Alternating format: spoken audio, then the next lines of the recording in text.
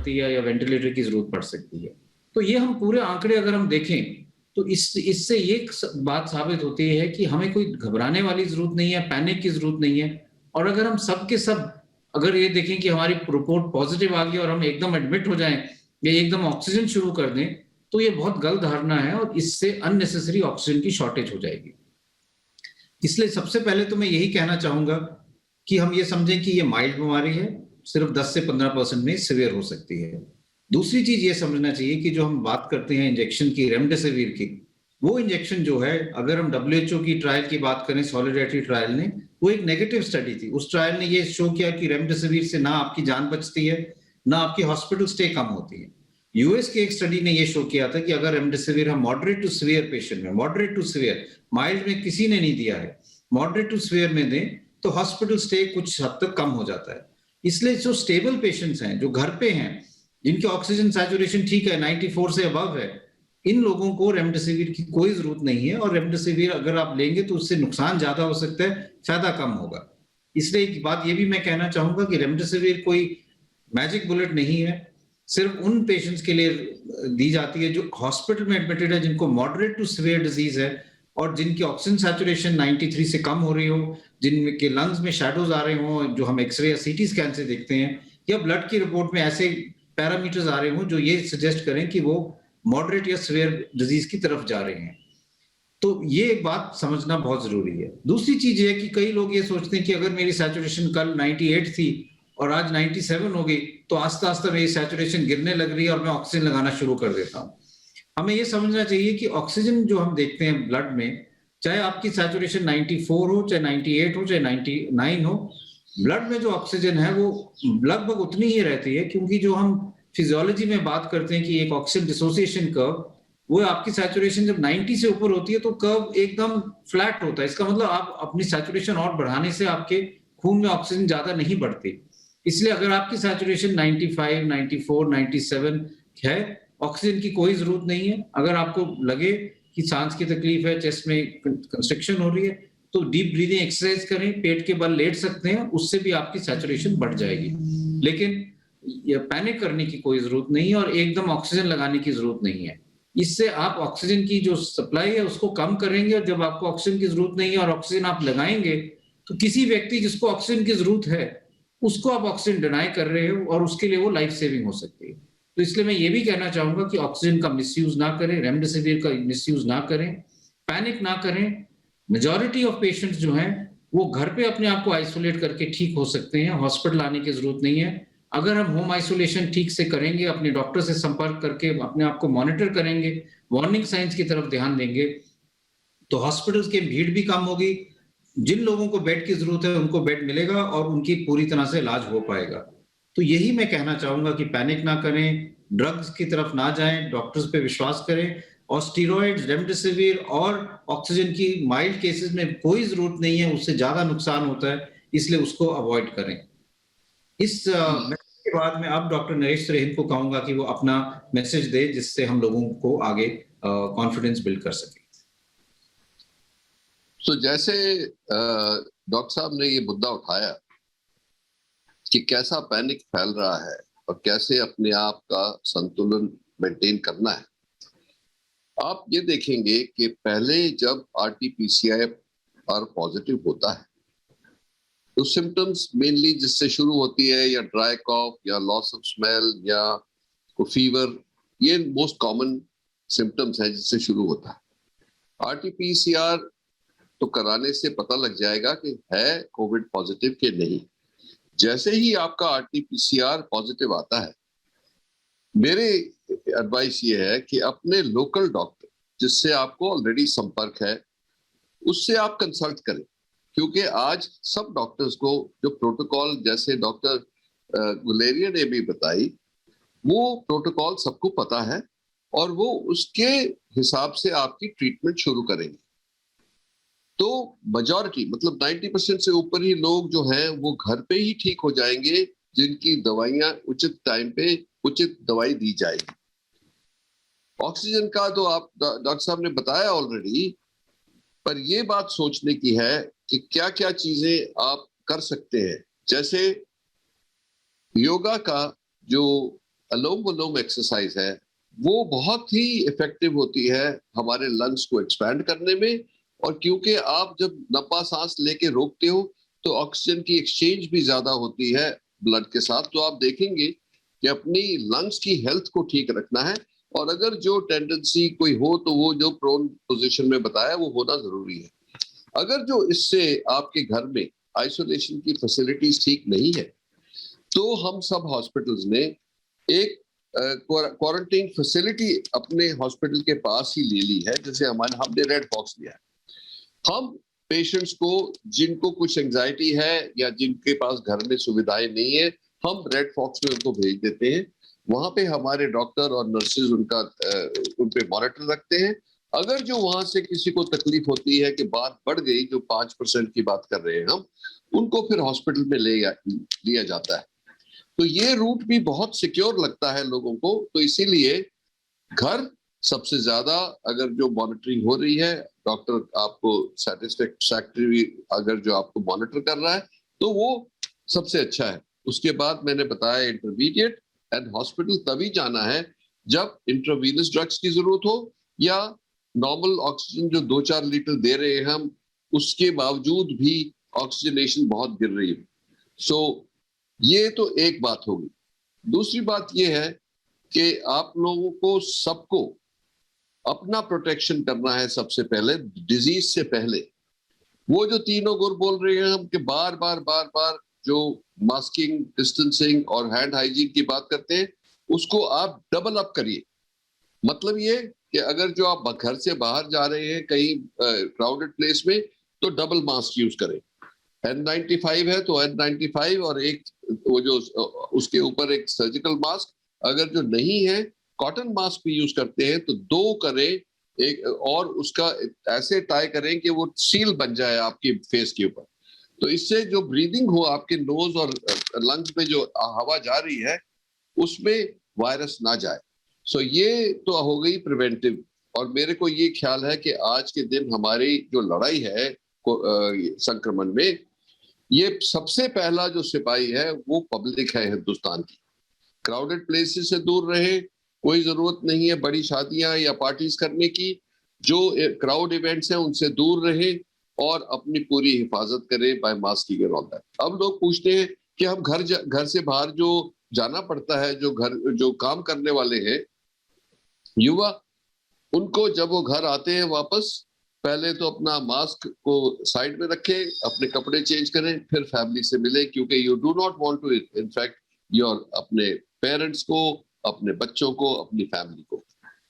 तीसरी बात यह है कि ये जो अब कंफ्यूजन हो रहा है बहुत कि ये वेरिएंट्स जो आ गए हैं, ये वेरिएंट से एक बात जाहिर है क्यों हम कह रहे हैं और सावधान रहो, बिकॉज ये वेरिएंट की जो स्प्रेडिंग कैपेसिटी है वो डबल हो गई है। तीसरी बात यह है कि अगर जो आप अपना घर पे स्वास्थ्य ठीक रखेंगे, ये अमल करेंगे, तो हो सकता है आपको लगे ही नहीं, वो बेस्ट तरीका है। अब जो ऑक्सीजन के ऊपर कंफ्यूजन हो रही है, जो आप देखते हैं, पढ़ते हैं कि हॉस्पिटल्स में ऑक्सीजन की कमी है, वो इसलिए हुई है कि हिंदुस्तान में जो पहले हमारे हेल्थ केयर की कंजम्पशन थी ऑफ ऑक्सीजन, कोई अबाउट 15 से 2000 टन की थी ऑक्सीजन पर डे। अब हमारी जो वो रिक्वायरमेंट है वो 7-8 हजार तक पहुंच गई है। तो इसीलिए जो मैन्युफैक्चरिंग फैसिलिटी थी जो नॉर्मल हमको सप्लाई करती थी, उनके पास इतनी कैपेसिटी नहीं है, वो पूरा कोशिश कर रहे हैं। पर फॉर्चुनेटली जो हमारे स्टील प्लांट्स हैं और मैन्युफैक्चरर्स हैं जो ऑक्सीजन यूज करते हैं, उनके पास बहुत कैपेसिटी, पर उनको ट्रांसपोर्ट करने के लिए स्टील प्लांट से हॉस्पिटल्स के लिए वो क्रायो टैंक्स की जरूरत होती है, जिसकी जो तादाद है वो इतनी नहीं थी। पर गवर्नमेंट ने अब ये इंपोर्ट कर लिए हैं, शुरू हो गया आने, और उम्मीद है कि आने वाले 5-7 दिन में जो ये तकलीफ हो रही है हॉस्पिटल्स में, लास्ट घंटे 2 घंटे की ऑक्सीजन बचती है तो ऑक्सीजन डिलीवर होती है, वो जो सिचुएशन है मेरे को लगता है अंडर कंट्रोल आ जाएगी।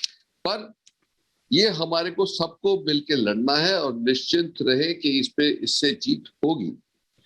तो मैं अभी आपको डॉक्टर सुनील कुमार से के से हैंड ओवर करता हूं कि वो जो बाकी बातें हैं इस संक्रमण की, ये उस पे आप अपना मार्गदर्शन दें। गुड आफ्टरनून, नमस्कार doctor Guleria, doctor Trehan, doctor Naveed and हमारे जितने भी व्यूअर्स हैं, धन्यवाद करना चाहूँगा मुझे बुलाने के लिए। मैं director general of health services India हूँ। सर्वप्रथम मैं ये कहना चाहूँगा कि वैसे तो हमारे जो एक्सपर्ट्स हैं, जैसे डॉक्टर त्रेहान जी हैं, डॉक्टर गुलेरिया जी हैं, उन्होंने बहुत सी सारी बातें इस कोविड-19 के इन्फेक्शन को लेकर के क्लियर कर दी हैं और ये सभी तथ्य हमें ध्यान में रखने चाहिए। हमें इस बात पर इत्मीनान रखना चाहिए कि हमारे इतने सीनियर डॉक्टर्स जो है, जिनका इंटरनेशनल प्रोफेशनल स्टैंडिंग है, जिन्होंने इस कोविड-19 इन्फेक्शन के बारे में न केवल हिंदुस्तान बल्कि पूरे दुनिया को ज्ञान दिया है, वह हम सबको हमारी जनता को बता रहे हैं कि पैनिक नहीं करना है। तो एक विश्वास आना चाहिए। तो जब हम सब लोग मिल करके आपके सामने आ रहे हैं, तो ये आप सभी को विश्वास करना चाहिए कि तथ्यों पर ध्यान दें, ना कि पैनिक सिचुएशन पर। देखिए, जहां तक हमारी लड़ाई की बात है, इस बात पे ध्यान रखिए, 2020 एक बहुत ही एक अजीब सी नई बीमारी लेकर के आया और हमने उस समय हमारी इस बारे में कोई तैयारी नहीं थी। भारत सरकार ने अपनी पूर्णतः अपना कर्तव्य निभाया और जहां हमारी कैपेसिटी बिल्डिंग बिल्कुल एक अनोखे स्तर पर पहुंचा दी, जहां हम लोग आरटीपीसीआर टेस्ट करने की एक लैब होती थी हमारी, वहां हमने 2000 से ऊपर 2500 से ज्यादा लैब्स बना लिए पूरे देश में। जहां हमारे पास टेस्ट की कैपेबिलिटी बहुत कम थी, वहां हमने लाखों में टेस्ट करने की जिम्मेदारियां और निभाई हैं और कैपेबिलिटी तक पहुंचे हैं। जहां हम अपने पीपीई किट्स के बारे में बात करें, जहां हम अपने मास्क के बारे में बात करें, तो जहां हमारे बेड्स की बात करें, जो हमारे जो हॉस्पिटल बेड्स होते हैं या कोविड केयर सेंटर्स होते हैं, जिनमें हम सिर्फ माइल्ड केसेस को एडमिट करते हैं, या हमारे जो टेस्टिंग जो कैपेबिलिटीज होती हैं, जो टेस्ट में पॉजिटिव आते हैं और एसिम्प्टोमेटिक या वो बहुत ही घर में उनका इलाज किया जा सकता है, उनको ट्रैक करना, उनसे कांटेक्ट एस्टैब्लिश करना, उनके हालचाल पूछना, उनको सही सलाह देना bye personal contacts, through administration या थ्रू हेल्पलाइन, तो एक बहुत बड़ा सफर हमने पिछले साल तय किया। और देयरफॉर ये हमें विश्वास रखना चाहिए कि हमारी जो सरकार है या हमारे जो भी स्टेप्स लेते हैं इस बारे में, वो बहुत कंक्रीट और साइंटिफिक स्टेप्स लेते हैं। हमारे यहाँ कई सारे ग्रुप बने हुए हैं जो बिल्कुल टॉप साइंटिस्ट को लेकर के हैं, टॉप डॉक्टर्स को लेकर के हैं, टॉप माइक्रोबायोलॉजिस्ट को लेकर के हैं, टॉप एपिडेमियोलॉजिस्ट को लेकर के हैं। तो वो भारत सरकार को सलाह दे रहे हैं। भारत सरकार का एक तरह से उसको अग्रणीय रोल अदा कर रहे हैं ताकि हम देश में इस कोविड-19। तो डॉक्टरों को आप सुन रहे थे, अभी उन्होंने कहा कि जिस तरह की सिचुएशन में अभी हम हैं, इसमें सबसे बड़ी बात यह है कि पैनिक क्रिएट ना करें। अस्पतालों में स्थिति सुधारने की कोशिश की जा रही है, ऑक्सीजन सप्लाईज को बढ़ाने की कोशिश की जा रही है। हमारे साथ भी, यानी कि रिपब्लिक भारत के साथ भी डॉक्टरों का बड़ा पैनल मौजूद है। डॉक्टर नित्यानंद त्रिपाठी हैं, डॉक्टर पार्थिव सांघवी हैं, डॉक्टर रिपन गुप्ता है। आप सभी को फिर से शुक्रिया करना चाहूंगा क्योंकि आप लोग बहुत मुश्किल हालात में बहुत नेक और बहुत बड़ा काम कर रहे हैं। नित्यानंद जी, मैंने आपसे सवाल लिया था, हालांकि मुझे लगता है कि अभी जब डॉक्टर त्रेहन और डॉक्टर रणदीप गुलेरिया बात कर रहे थे तो इस बात का काफी हद तक जवाब मिला होगा। लेकिन माइल्ड सिम्टम आने के बाद जो पैनिक क्रिएट होता है, ऐसी लगातार खबरें आई कि नोएडा और दिल्ली एनसीआर के आसपास और देश के कई बड़े अस्पतालों में कई ऐसे बेड्स खाली कराए गए राज्य सरकारों की तरफ से जो एडमिशन के हालत में नहीं थे, यानी कि उनको घर पे ही रह के उनका माइल्ड सिम्टम भी रिकवर हो सकता था। ये जो स्थिति है, इससे कैसे निपटा जाए और इसको कैसे देश के लोगों को समझाया जाए? जी धन्यवाद। सारे व्यूअर्स को नमस्कार।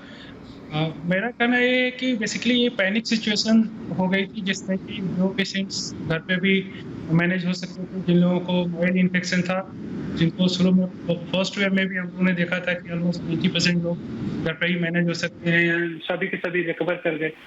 तो लोग आजकल क्या हो रहा है कि सभी लोग कंटिन्यूअसली अपना ऑक्सीजन सैचुरेशन मॉनिटर करते रहते हैं, मिनट टू मिनट, तो उसमें कभी कभी फ्लक्चुएशंस होते हैं बिकॉज ऑफ वो ठीक से उंगली पर नहीं लगा पाते हैं, और कभी अच्छे से इंस्ट्रूमेंट में देख नहीं पाते हैं ठीक से। तो मैं यही बोलूंगा कि पहले तो अच्छे से उंगली पर लगा के देखें, जब सैचुरेशन की उसमें जो मीटर है वो चल रहा हो, तभी वो वाला वैलिड सिग्नल है उसको लें। और 90% से ऊपर ऑक्सीजन है तो अस्पताल में जाने की जरूरत नहीं है। इनफैक्ट अस्पताल में जाकर के हम बेड्स की कमी और अननेसेसरी कंफ्यूजन पैदा करते हैं और पैनिक क्रिएट करते हैं। घर पे मेरी यही सलाह रहेगी कि वो अपने कमरे में एक खुले जिसमें कि खिड़कियां हों और जो आइसोलेटेड हों उसमें अपने आप को आइसोलेट करें, अपना ध्यान रखें, और अपने जिस डॉक्टर से दिखा रहे हों उसके रिपीटेड कांटेक्ट में रहें ताकि वो उनको गाइड कर पाए। तो हमें लगता है कि हमें पैनिक करने की जरूरत नहीं है, हमें सबको पूरा विश्वास है कि we will come out of it, and panic ना करें, यही मेरी सलाह रहेगी। ठीक है डॉक्टर स्वाति, बिल्कुल जी। नित्यानंद जी आपके पास वापस लौटूंगा। डॉक्टर स्वाति वापस आ चुकी हैं, डॉक्टर पार्थिव हमारे साथ है। डॉक्टर पार्थिव, एक सवाल लेना चाहूंगा आपसे। जैसे ही माइल्ड सिम्टम उभरे, फौरन क्या करना चाहिए जिससे कि हफ्ते भर में ये बीमारी कंट्रोल में आ जाए और लोग पैनिक ना करें? इसके लिए क्या सुझाव है? क्योंकि पैनिक की वजह से, जल्दबाजी के चक्कर में कई सारे फैसले ऐसे हो जाते हैं कि हम फौरन अस्पताल का रुख करते हैं और ये मानते हैं कि ये जो बीमारी है घर पर नहीं संभलेगी, इसलिए हमें अस्पताल जाना जरूरी है, जबकि ये पूरी तरह से गलत है। डॉक्टर पार्थिव, आपने सही किया है, और आगे के जो स्पीकर्स थे उन्होंने भी, डॉक्टर गुलेरिया वगैरह ने भी बहुत ही सही समझाया है कि पैनिक तो पहले तो नहीं करना चाहिए, और दूसरी बात है अनदेखी भी नहीं करनी है।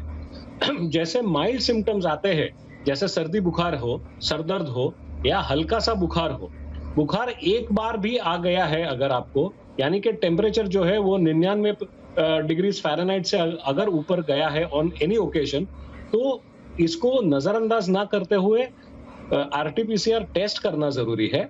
और कई बार ऐसा देखा गया है कि आरटीपीसीआर भी शायद नेगेटिव आ सकता है, लेकिन अगर सिम्टम्स चल रहे हैं तो साथ में एक रैपिड एंटीजन टेस्ट भी है जो आधे घंटे में रिपोर्ट्स देती है, वो साथ में कर लेनी चाहिए। उसके बाद अगर पेशेंट का पॉजिटिव रिपोर्ट आता है तो घर में जितने भी कॉन्टैक्ट्स है पहले उनका भी तपास करना जरूरी है। उनकी तपास करने के बाद हमको एक्चुअल फिगर वो फैमिली में मिल सकता है कि कितने लोग संक्रमित हैं।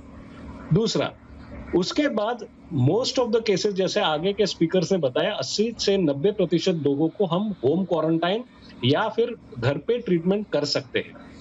घर पे ट्रीटमेंट करने के लिए आपको आपके डॉक्टर की सलाह लेनी बहुत ही जरूरी है, और डॉक्टर आपका रोज मॉनिटरिंग करेंगे।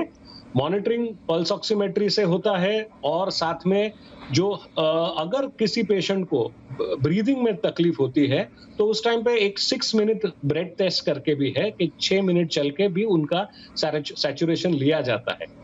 अगर सैचुरेशन नॉर्मली सबको पता है 95 to 100 अगर नॉर्मल सैचुरेशन है, लेकिन फिलहाल की परिस्थिति में जहां ऑक्सीजन की किल्लत है तो अप टू 90 to 93% सैचुरेशन अगर पेशेंट को चल रहा है, 2 से 3 लीटर ऑक्सीजन अगर घर पे मिल रहा है तो चिंता की जरूरत नहीं। लेकिन हाँ, अगर ये इससे भी नीचे जाता है तब हॉस्पिटलाइजेशन की जरूरत पड़ती है।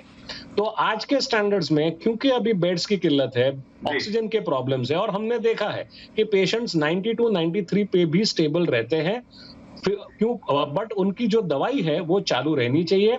तो घर पे हम काफी दवाइयां चालू कर सकते हैं, जैसे फैबीफ्लू वगैरह है, और जो भी डॉक्टर्स ट्रीटमेंट करते हैं वो कोविड प्रोटोकॉल्स के हिसाब से ट्रीटमेंट करनी चाहिए।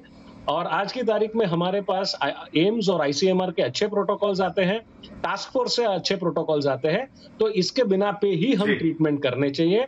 और अफरा तफरी में इन्वेस्टिगेशंस ना करें, क्योंकि इन्वेस्टिगेशंस का भी सही समय रहता है। बिल्कुल, अगर आपने पहले इन्वेस्टिगेशंस कर दिए अर्ली डिजीज में तो कोई फायदा नहीं। मुझे लगता है जी,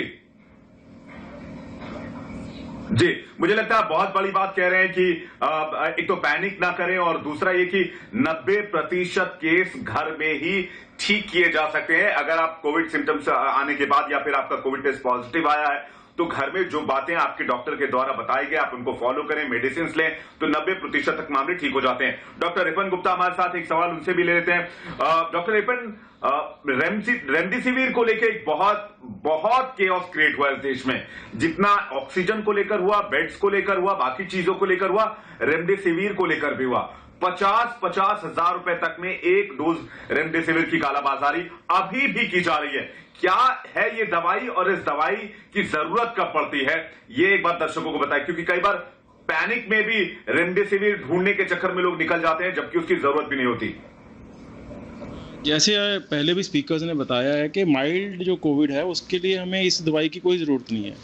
ये दवाई तभी दी जाती है अगर पेशेंट को हॉस्पिटलाइज किया जाता है, उसकी कंडीशन ख़राब है और आपके डॉक्टर हॉस्पिटल में डिसाइड करते हैं कि आपको ये दवाई चाहिए। हर हॉस्पिटलाइज पेशेंट को भी ये दवाई नहीं चाहिए बिकॉज ये एक एंटीवायरल एजेंट है जो वायरल लोड कम करता है, बट हर पेशेंट इसके लिए एलिजिबल नहीं है।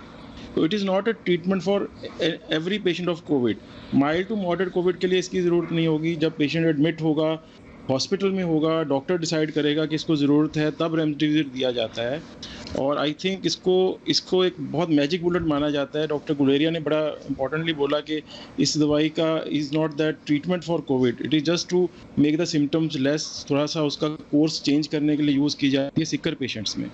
सो we should not use it at home. और इसको वो जो लोगों की टेंडेंसी घर में इकट्ठा करने की कि पेशेंट का फ़ोन आएगा मैंने इंजेक्शन एक रेमडेसिविर का अरेंज कर लिया घर में अपने लिए एज अ सेफ्टी मेजर, तो I think that is a wrong thing which is causing I think a wrong message to the public. So clearly this medicine is a specialized medicine meant for few patients, sicker patients, hospitalized patients. जी जी ठीक है doctor Ripon, आपके पास वापस आएंगे। Doctor Swati हमारे साथ लगातार बने हुए। डॉक्टर स्वाति, एक और सवाल जो बहुत महत्वपूर्ण है इस दौर में और पूछा भी जाना चाहिए, क्योंकि जिस तरह से केसेस बढ़ रहे हैं उसके बाद और जिस तरह से वैक्सीनेशन चल रहा है उसके बाद जो मेजर्स उठाए गए हैं, क्योंकि कई लोग ये मानते हैं कि वैक्सीनेशन हो गया, 2 डोज ले ली तो उनके शरीर में एंटीबॉडी हो गया, अब वो बीमार नहीं पड़ेंगे। या जो लोग कोरोना से रिकवर हो चुके हैं वो लोग लापरवाही करते हैं और उन्हें लगता है कि उनके बॉडी में एंटीबॉडी डेवलप हो गया, वो बीमार नहीं पड़ेंगे। कुछ लोगों को इम्यूनिटी की वजह से यह लगता है कि वो स्पोर्ट्स खेलते हैं या फिर फिजिकली एक्टिव है बहुत ज्यादा, तो वो बीमार नहीं पड़ेंगे। ये बहुत सारे जो अलग अलग बातें अपने देश में चल रही है कि कोरोना वोरोना कुछ नहीं होता, ये जो मिथ चल रहा है इसके बारे में एक बार दर्शकों को आप क्लियर करें कि जो लोग बीमार पड़ चुके हैं या रिकवर हो चुके हैं उनको भी हो सकता है कि नहीं हो सकता, जिन्होंने वैक्सीनेशन ले लिया उनको हो सकता है कि नहीं हो सकता, इन तमाम बातों पर डॉक्टर स्वाति। जी हाँ, बिल्कुल। देखिए, जिस तरह से भारत में इस वक्त संक्रमण फैल रहा है और जिस तरह के हम मंजर देख रहे हैं, अगर आज की तारीख में कोई भी ऐसा सोचता है कि कोरोना जो है कुछ नहीं होता, तो इससे बड़ी बेवकूफ़ी नहीं हो सकती है। लेकिन देखिए, बहुत ज़रूरी बातें समझने की यहाँ ये है कि पहली बात, अगर हम वैक्सीन लगाते हैं, कोई भी वैक्सीन आज की तारीख में 100% प्रोटेक्शन नहीं देती है। हर वैक्सीन आपको 70 से 90% के बीच में कहीं ना कहीं प्रोटेक्शन देती है और इसलिए हमेशा संभावना रहती है कि किसी भी व्यक्ति को संक्रमण हो सकता है। दूसरी बात यह है कि अब भारत में कई सारी स्ट्रेन्स भी हैं और अलग अलग तरह की स्ट्रेन्स हैं और अगर देखा जाए तो वैक्सीन्स जो हैं वो स्ट्रेन्स पर 100% कारगर नहीं है। कुछ ऐसी स्ट्रेन्स हैं जिन पर वो उतनी ज्यादा असरदार नहीं है और ऐसी स्थिति में भी व्यक्ति को वैक्सीन लगाने के बाद भी किसी दूसरी स्ट्रेन से जिसपे की वैक्सीन ज्यादा काम नहीं करती है उससे संक्रमण होने की संभावनाएं रहती हैं। लेकिन जरूरी बात यह है कि फिर कई बार लोग पूछते हैं कि फिर वैक्सीन लेने की जरूरत ही क्या है, क्यों लें हम वैक्सीन। तो यहाँ ये समझना जरूरी है कि वैक्सीन जो है वो हमें सिवियरिटी ऑफ डिजीज से बचाती है। अगर हम वैक्सीन लेते हैं तो हमें उतनी तीव्र बीमारी नहीं होगी, हम शायद आईसीयू में ना जाएं, वेंटिलेटर पर ना जाएं, हमें अस्पताल की जरूरत ना पड़े। वो जहां तक संभावनाएं हैं कि जो लोग वैक्सीन ले रहे हैं उनको माइल्ड डिजीज होती है और वो आसानी से घर पर रहकर ही ठीक हो जाते हैं, या अगर कुछ कोमॉर्बिडिटीज होती हैं तो उन्हें कभी कभी थोड़ा हॉस्पिटलाइजेशन की जरूरत पड़ती है। लेकिन उससे ज्यादा लोगों को तीव्र बीमारी नहीं होती है। लेकिन दुख की बात यह है कि लोग पहली वैक्सीन की डोज लगा करके ही ये सोचते हैं कि अब हम इम्यून हो गए, अब हमें कोरोना नहीं हो सकता। तो ऐसा बिल्कुल नहीं है। ये माना जाता है कि 2 डोज लगने के भी 45 दिन के बाद हमारे शरीर में इतनी अच्छी मात्रा में एंटीबॉडीज बनती है कि वो हमको सुरक्षित रख सकता है। और जैसे वैक्सीन के क्लेम्स होते हैं 60 to 70% उतनी सुरक्षा वो हमको देगा। लेकिन अगर लोग ये सोचे कि पहली वैक्सीन के डोज के बाद या वैक्सीन लगते ही आज मैं इम्यून हो गया या अब मैं कहीं भी जा सकता हूँ, मुझे कोरोना नहीं होगा, तो ये गलत धारणा है। वहीं जिन लोगों को कोरोना हो चुका है उनको भी ये समझना जरूरी है कि पहली बात ये है कि जो हमारे शरीर में स्वाभाविक एंटीबॉडीज बनती हैं वो भी अभी तक देखा जा रहा है कि ज्यादातर 3 महीने तक की ही सुरक्षा दे पाती हैं और उसके बाद धीरे धीरे ये कम होती जाती हैं और व्यक्ति को दोबारा कोरोना का संक्रमण हो सकता है। उसके अलावा एक चीज और ये भी समझने की है कि क्योंकि अब स्ट्रेन्स आ गए हैं तो ऐसे में हम ये भी देख रहे हैं कि जो न्यूट्रलाइजिंग एंटीबॉडीज आपके शरीर में बन रही हैं एक कोरोना इन्फेक्शन के बाद हो सकता है वो आपको आने वाले स्ट्रेन से सुरक्षित ना रख पाए और ऐसी स्थिति में आपको भी दोबारा संक्रमण हो सकता है। इसीलिए हर किसी को मास्क लगाना बहुत जरूरी है, सोशल डिस्टेंसिंग का ध्यान रखना जरूरी है और फिलहाल के बिल्कुल मुझे लगता है कि अभी वेव है, हम सभी को अपने ऊपर एक जनता कर्फ्यू लगाने की जरूरत है।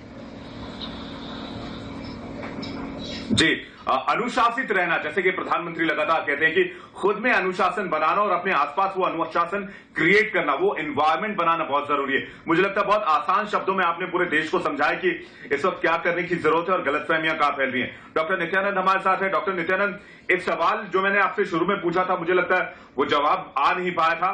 साल 2020 में जो पीक केसेस थे वो 93,000 थे, इस बार 3.5 लाख के आंकड़े को पार कर चुका है। ये इतनी तेजी से इस बार ये वायरस क्यों फैल रहा है, जबकि पिछले साल यही वायरस इतनी तेजी से नहीं फैल पाया था? इसके पीछे की मुख्य वजह क्या है? इतने केसेस क्यों आ रहे हैं, इतनी डेथ्स क्यों हो रही हैं?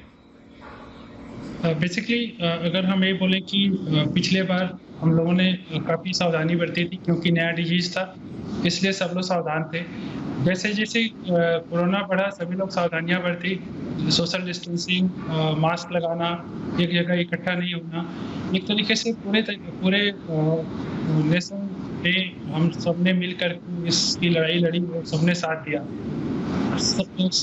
समहाउ बीच में जब एक बार कोरोना का संक्रमण कम हुआ तो लोग रिलैक्स हो गए, जब अनलॉक हो गया सारा चीजें, उस समय भी सबने यही एडवाइस किया था, हमारे माननीय प्रधानमंत्री जी ने भी एडवाइस किया था कि मास्क लगा कर रखें, सोशल डिस्टेंसिंग रखें। अभी ये ना समझे कि कोरोना बिल्कुल खत्म हो गया, तो कुछ तो वो वजह थी जिसकी वजह से थोड़ा सा रिलैक्स हुआ, हम लोग को तेजी से बीमारी फैली।